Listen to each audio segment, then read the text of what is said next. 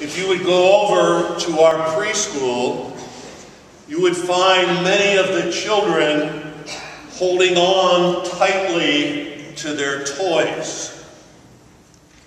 If you come over to the big school, you're going to find a lot of children holding on to their gaming systems and their iPods.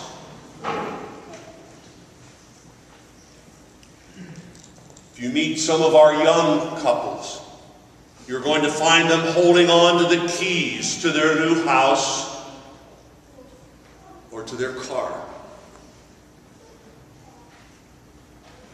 What we value seems to change throughout our lives. The other day I was in the hospital and there was an older couple and the spouse holding on to the hand of her husband. Values change as we get older. Today we are called to take up our cross.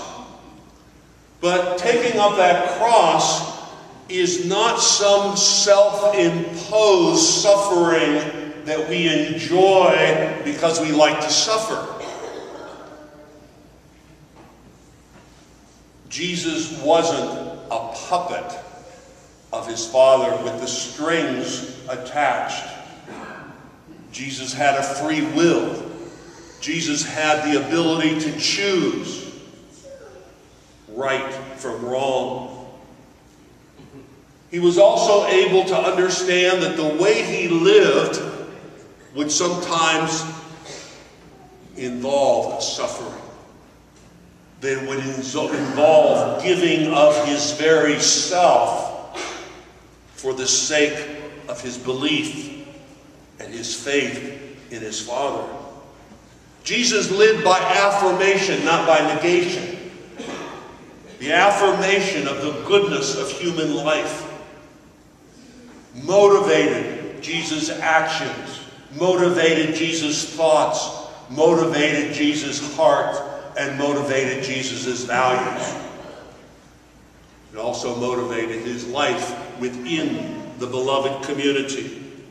And so Jesus chose a pathway of fidelity, but he had to let go of other possibilities if he was going to be true to his choices of honesty, of faithfulness, and of love.